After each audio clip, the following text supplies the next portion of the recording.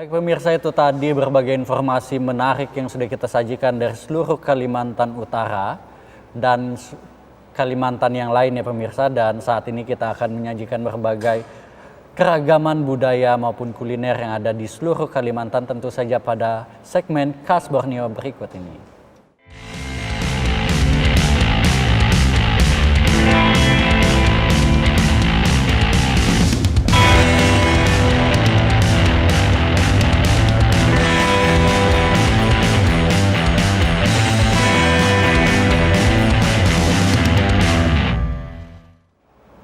Ya Bang Jeb, kalau tadi kita mengangkat tema berkarya di atas kain dan juga di atas kayu, ini dari Kalimantan Selatan ada karya di atas kanvas. Wow, di atas kanvas ya. Di atas kanvas. Nah, di Kalimantan Selatan, pameran lukisan selalu membawa daya tarik tersendiri bagi peminatnya pemirsa. Nah, simfoni warna yang tertuang di atas kanvas bertemakan kuda cahaya yang dipersembahkan oleh Hajrian Syah memberikan spektrum energi penuh makna, dan berikut liputannya untuk Anda.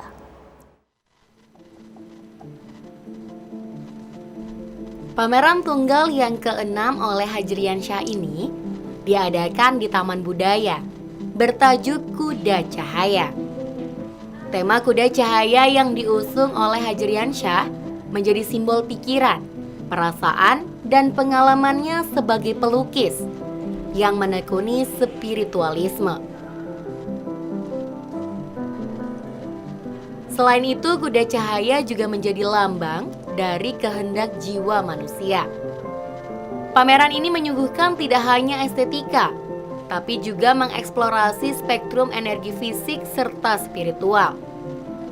Melalui sapuan kuas yang dinamis dengan simfoni warna beradu di atas kanvas, lukisan yang dipamerkan menceritakan realita kehidupan.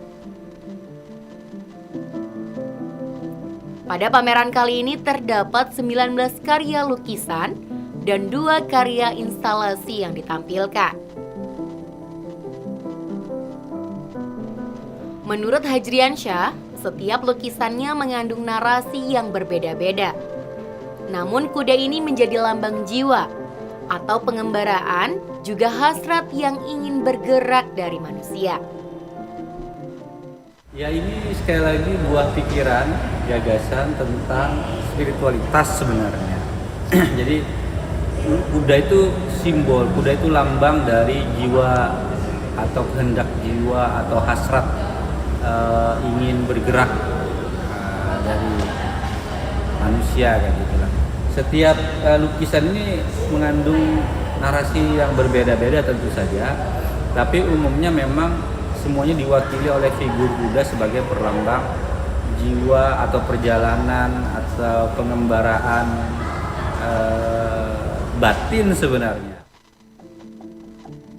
Beberapa lukisan yang dipamerkan tampak menggambarkan tentang bagaimana kondisi Kalimantan Selatan saat ini.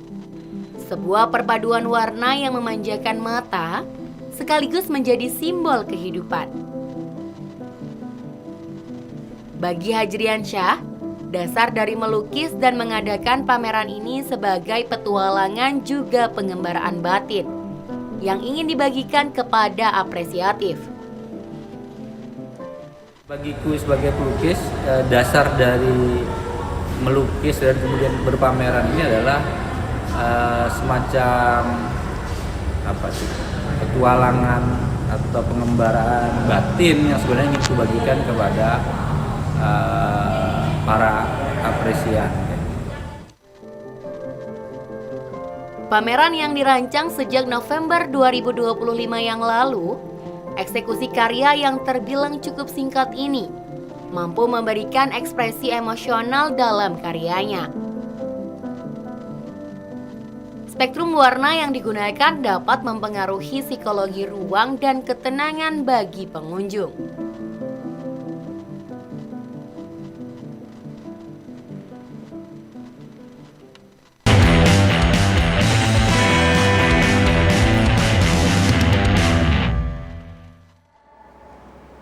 Nah tadi Ina, kita sudah mendengarkan ternyata pewarnaan di atas kanvas juga sangat menarik ya, selain batik juga ya. Dan sekarang kita beralih ke pola hidup sehat nih, nah di mana di tengah pergeseran gaya hidup masyarakat yang mengarah pada pola hidup sehat, inovasi ramu herbal kini terus berkembang mengikuti selera zaman. Seorang peracik herbal asal Samarinda menghadirkan terobosan dengan mengelola bahan lokal menjadi produk berkonsep modern agar menjangkau pasar yang lebih luas termasuk generasi muda. Berikut cuplikannya untuk Anda. Meningkatnya minat masyarakat terhadap gaya hidup sehat, racikan herbal kembali dilirik sebagai alternatif alami untuk menjaga kebugaran tubuh. Namun, tantangan utama selama ini adalah citra herbal yang dianggap kuno dan hanya diminati kalangan tertentu. Untuk menjawab hal itu, inovasi mulai dilakukan dengan mengombinasikan bahan tradisional dan konsep penyajian modern. Seorang peracik herbal di Samarinda, Anggara Joko Pratama, mencoba menghadirkan pendekatan berbeda dengan memanfaatkan bahan baku lokal khas Kalimantan seperti bajaka, bawang dayak, dan pasak bumi yang sudah sangat lama dikenal memiliki khasiat tinggi dan digunakan dalam pengobatan tradisional masyarakat setempat. Melalui inovasi racikan yang lebih praktis dan menarik, herbal kini tidak lagi identik dengan rasa pahit dan penyajian konvensional. Produk yang dihasilkan dikemas secara lebih modern sehingga mampu menarik minat konsumen dari berbagai kalangan termasuk anak muda yang sebelumnya kurang familiar dengan herbal. Kita mengembangkan produk-produk herbal terutama menggunakan bahan baku yang dari Kalimantan. Yang pertama, kita tahu bahwasanya Kalimantan itu salah satu tempat surganya banyak tumbuhan, yang mana hutan hujan tropis itu salah satu yang terbesarnya itu ada di Kalimantan, dan di dalam situ banyak sekali potensi tumbuhan obat-obat yang sebenarnya itu ketika kita gali itu bakal banyak lagi bermanfaat untuk orang lain. Dan akhirnya kita coba mulai dari beberapa tumbuhan, seperti kita mulai dari bajaka, kemudian dari bawang dayak dan pasak bumi, yang mana tumbuhan ini kita olah jadi beberapa jenis minuman. Harapan kami orang itu berpikir bahwasanya ketika minum suatu bawang dayak atau bajaka itu bukan sekedar obat, tapi bisa jadi minuman rutinitas harian. Dan disinilah kami akhirnya melakukan inovasi dengan akhirnya kita kombinasi dengan beberapa tanaman lain seperti ada teh hijau, kemudian ada teh hitam ataupun dengan teh putih, dan juga ada beberapa jenis bunga seperti lavender, chamomile, dan beberapa jenis yang lain kita combine sehingga hasilnya itu cita rasanya pun lebih enak dan sangat cocok dinikmati pada saat sore hari ataupun pada saat malam hari. Selain inovasi dalam penyajian, ketersediaan bahan baku lokal menjadi faktor penting dalam pengembangan herbal ini. Keberadaan tanaman obat khas Kalimantan yang masih melimpah menjadi peluang besar untuk terus mengembangkan produk berbasis kearifan lokal. Pemanfaatan bahan alami ini juga dinilai lebih berkelanjutan karena selain mendukung kesehatan masyarakat, juga dapat mendorong perekonomian lokal melalui pemberdayaan petani dan pengumpul bahan herbal.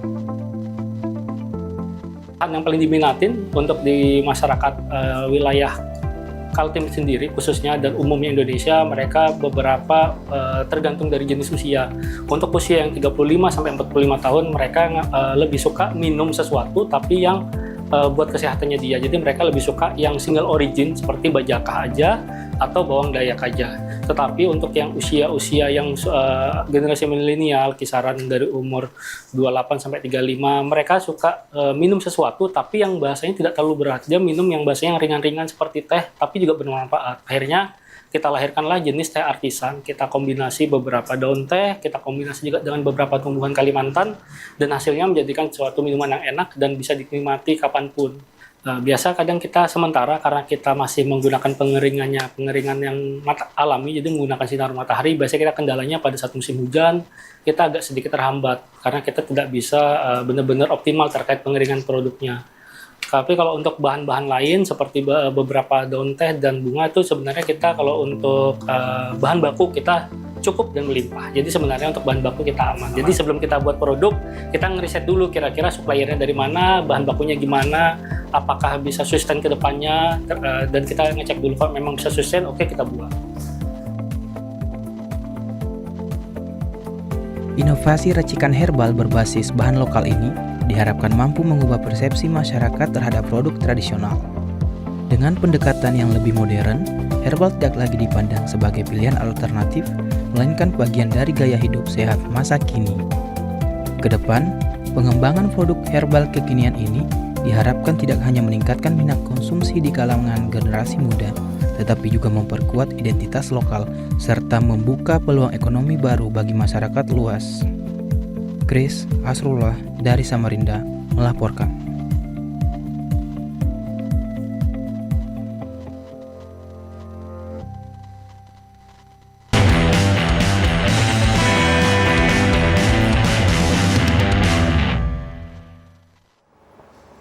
Baik, kita akan menyeberang menuju Kalimantan Tengah nih pemirsa, di mana Pangkalan Udara Iskandar di Pangkalan Bun kini memiliki daya tarik baru dengan hadirnya Museum Heritage Cornelius Willem. Semoga benar ya cara bacanya ya. Benar.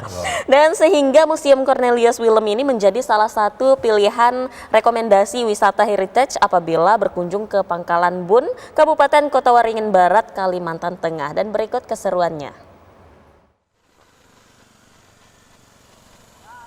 Di tengah jantung pertahanan Pangkalan TNI Angkatan Udara Kota Pangkalan Bun, berdiri tegak sebuah bangunan panggung berkonstruksi kayu yang menyimpan perjalanan panjang berdirinya landasan udara Iskandar. Selain menyimpan memori berdirinya Angkatan Udara, juga mengenang keheroikan penerjun payung pertama yang dilakukan oleh putra terbaik Kalimantan Tengah dalam sejarah militer Indonesia pada 19 Oktober 1947 untuk mempertahankan kemerdekaan Republik Indonesia dari kolonial Belanda. Bangunan bergaya khas tradisional ini awalnya merupakan markas Desatemen Auri pertama, didirikan pada tahun 1952 hingga menjadi rumah dinas dan lanut. Kemudian direnovasi menjadi sebuah museum yang diberi nama Museum Sejarah Heritage Cornelius Willem. Saat memasuki museum, pengunjung akan merasakan suasana, jejak masa perjuangan melalui foto-foto peralatan militer, seragam dinas, serta kendaraan yang dipakai di masa lampau. Rumah sejarah ini menyimpan dokumentasi berbagai koleksi foto yang merekam momen-momen penting dalam sejarah pertahanan negara di Provinsi Kalimantan Tengah, serta album-album kota Pangkalan Bun tempo dulu. Di dalam museum ini juga menampilkan foto tokoh-tokoh penting seperti pahlawan Cilikriwut maupun Immanuel Nuhan, serta potret para komandan Lanut Iskandar yang pernah bertugas. Nama museum sendiri diambil dari salah satu 13 pasukan payung pertama Indonesia yang diterjunkan dalam operasi melawan agresi militer Belanda yang ingin kembali menjajah Indonesia. Peristiwa penting ini terjadi pada tanggal 17 Oktober 1947 di Desa Sambi, Kota Waringin Barat, Kalimantan Tengah. Cornelius Willem bagian dari kelompok penerjun yang dikirim untuk membantu perjuangan rakyat Kalimantan yang mayoritas adalah putra-putra Dayak.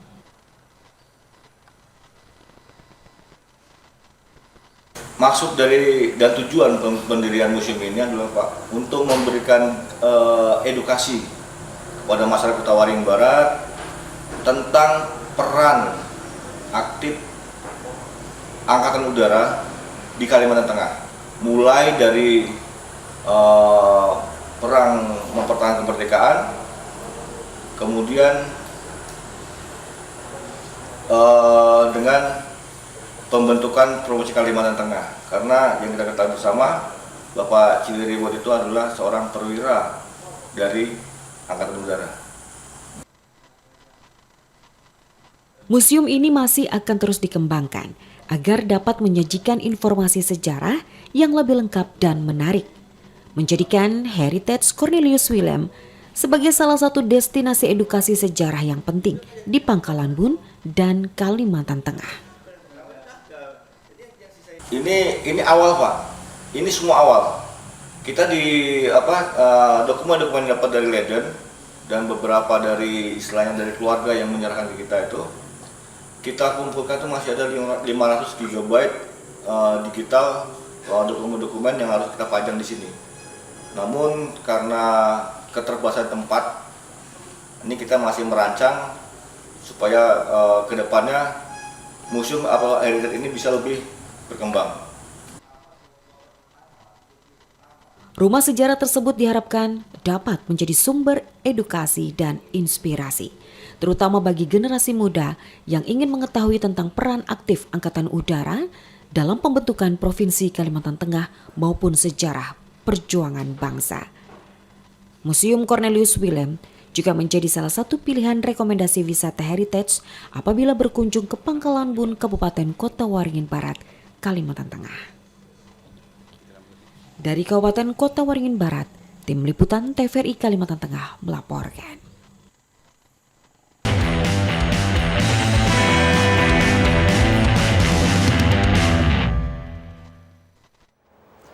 Baik pemirsa, dari Kalimantan Tengah kita beralih ke Pontianak, Kalimantan Barat, di mana sebuah pabrik tahu di kota Pontianak tetap mempertahankan cara produksi tradisional di tengah perkembangan teknologi modern.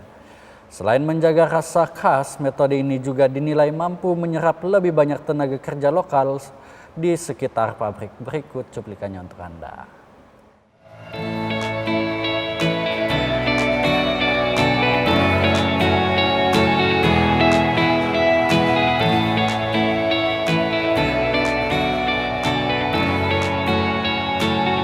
Aroma kedelai yang direbus menyambut setiap orang yang memasuki sebuah pabrik tahu sederhana di sudut kota Pontianak. Kepulan uap panas terlihat mengepul dari tungku besar, sehingga para pekerja sibuk mengaduk, menyaring, hingga mencetak tahu dengan tangan mereka sendiri. Di tengah gempuran teknologi modern, pabrik tahu Gemboy Ati yang dikelola Ferian Estefano ini tetap bertahan dengan cara tradisional. Kendati ada mesin canggih, proses produksi dominan dikerjakan secara manual, seperti yang telah dilakukan selama puluhan tahun. Hal ini merupakan upaya agar dapat menarik pekerja lokal. 25.000 buah tahu setiap hari diproduksi oleh para karyawan dan dipasarkan di sejumlah pasar tradisional di kota Pontianak dan sekitarnya. Nah, sebenarnya kalau kita lihat perkembangan zaman kan banyak nih mesin-mesin pembuatan tahu yang lebih modern ya, yang lebih canggih. Nah, kenapa kita memang lebih memilih tradisional? Yang pertama, jaga cita rasa tadi, sama kita juga bisa memperkerjakan banyak tenaga kerja. Nah, jadi kita di sini kan bukan hanya asli orang Pontianak juga yang kerja, ada juga yang dari daerah yang merantau ke Pontianak, ya kita menerima tenaga kerja gitu.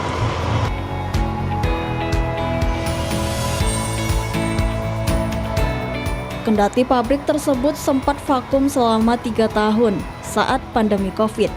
Namun sejak beberapa tahun terakhir pengelola dan para karyawan kembali memproduksi tahu yang telah memiliki tempat di hati para pelanggan sejak tahun 2000 lalu.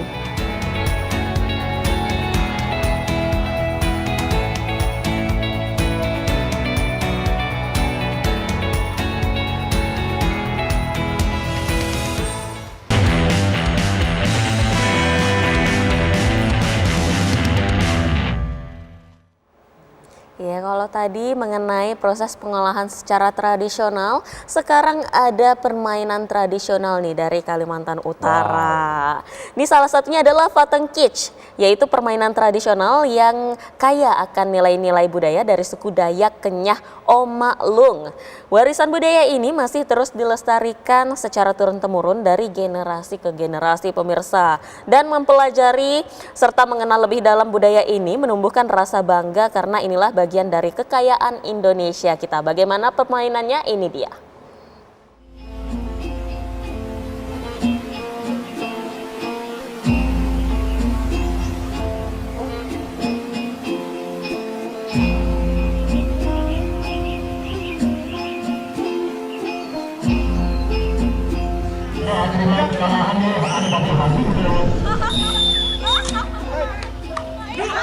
Permainan Fateng Kich dimainkan oleh 2 orang.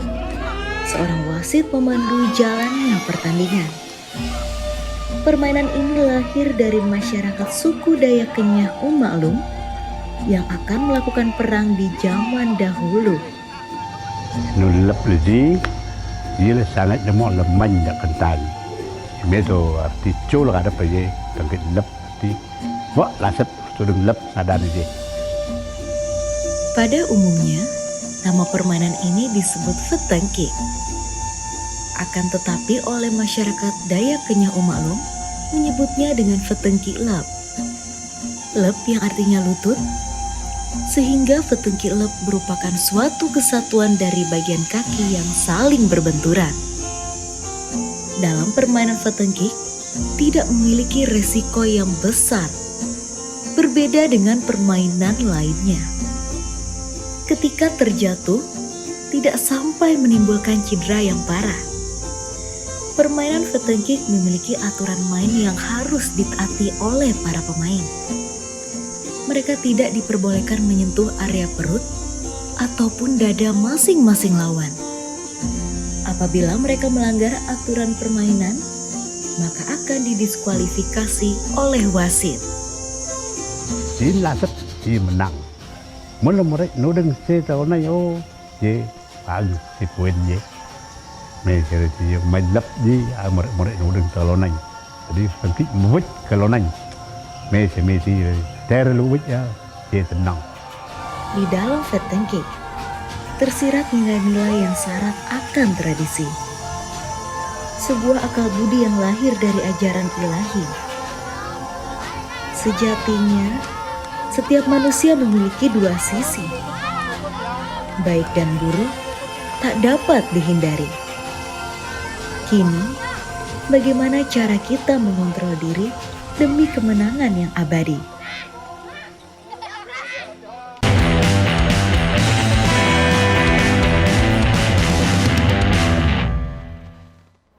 Baik pemirsa, itu tadi berbagai informasi inspiratif maupun berbagai ragam informasi yang ada di seluruh Kalimantan Utara telah kami sajikan, dan tidak terasa sudah 2 jam lebih kami menemani pemirsa pada hari ini. Dan akhir kata, saya Jeff Horizon. Dan saya Ina Priyani undur diri dari hadapan Anda. Tapi kita ingatkan lagi, jangan lupa untuk menunggu keseruannya Piala Dunia 2026 hanya di TVRI Nasional dan juga TVRI Sport. Tentunya TVRI satu langkah untuk Piala Dunia.